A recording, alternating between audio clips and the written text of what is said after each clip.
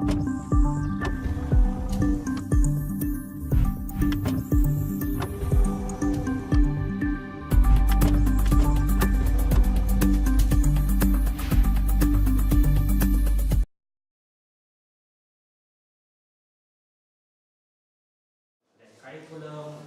um, this is, we can say, the heart of education system. Heart of education systems. If your curriculum systems are effective, then you cannot, make it success. But if you make your curriculum very constructive and very systematic, then success, depends on that. So initially, if I say the school education system in our India, then initially we had, the state-wise, we had the different curriculum pattern. The state-wise, every state we had the different curriculum pattern. Then there was a lot of problems. There was no uniformity.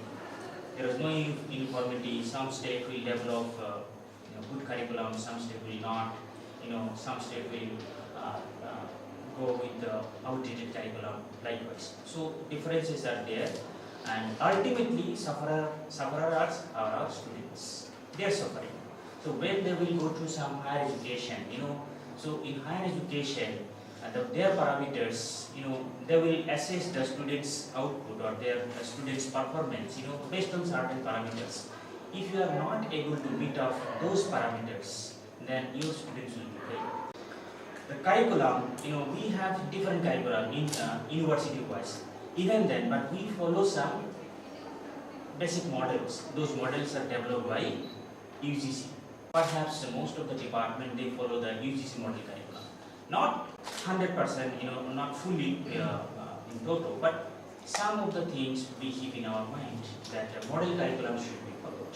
So how to develop a good curriculum and curriculum design? So design, what you can say, design, what is your understanding, what we understand by design. Whenever we do something, we try to do something, and before that we design it in our hands. It's one kind of blueprint, design with people. The concept curriculum design brings into focus the way which curriculums are created, especially the school arrangement of the parts of curriculum plan. The planning will also come in this case. What are the components? These are the basic components or elements of curriculum design. If you wanted to develop a good curriculum, then you have to find out or you have to classify these components first, specifically. Number one, aims, goals and objectives. Why we are going to develop it? For whom we are going to develop it? Why, for whom, where it would be implemented, whether within the classroom or at the outside the classroom. For whom?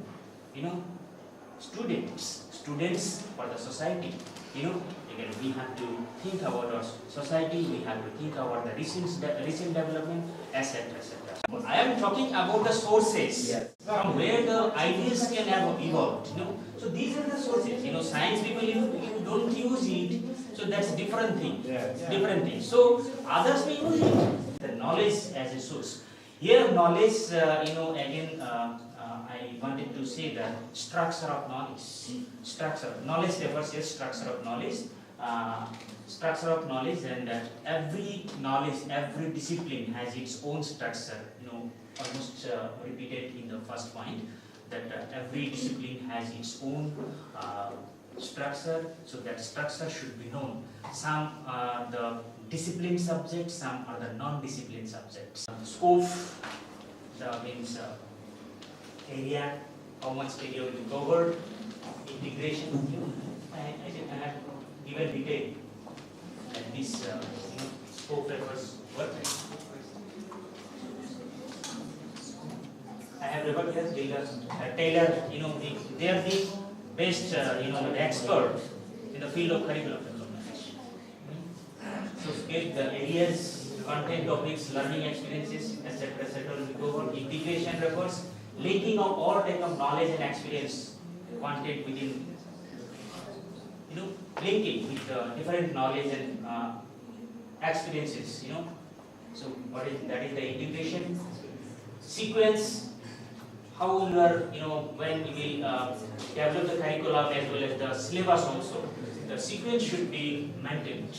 That as we are giving the unit 1, unit 2, unit 3, etc., some paper 1, paper 2, paper 3, some sequence should be maintained. Some rules, regulations they have given that simple to complex, or to whole to word, analytical learning, etc., etc.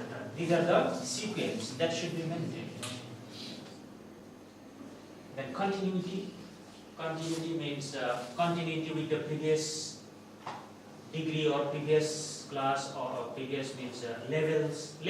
Suppose if EG and PG were connecting, then previous level you should connect. Continuity. There should be some continuity. We cannot start all of a sudden PG. There should be some link with that. Continuity should be there. Continuity of knowledge, etc., etc. Articulation. How articulate you are to present the lesson, the topics. It should be attractive also. Balance, it refers weight we given to each aspect of the design. Sometimes we always, criticize. You see, when we develop the syllabus, and just particularly coming to the syllabus, we do not keep balance. Sometimes we keep very heavy thing in the first unit, in second unit very light, again heavy. No, some sort of balance should be there. Equal balance should be maintained to all the units. Even that is even given in the instruction in the UGC guideline also. So balance, how that balance, so many things, self-centered, subject-centered, etc., etc. I have just mentioned. So these are the guidelines. So guideline. So in India is another issue. I don't like to start it because this is very broad issue again. That subject-centered design. That learner-centered design, as someone says, that knowledge-based and skill-based. Yeah, skill-based. But we talked about something different in education. That subject-centered design, learner-centered design, problem-centered design. So again, subject-centered design can be classified in a number of ways. Subject design, discipline design, broad field design. It is the requirement of the course. Course-wise, what sort of course you are giving. So, as per requirement, you should develop or you should design your own curriculum, professional, technical, academic, what.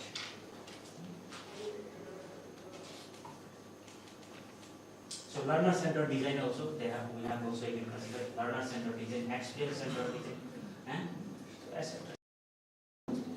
These are very specific theoretical.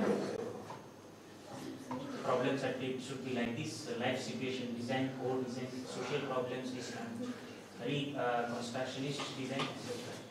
So let me conclude here.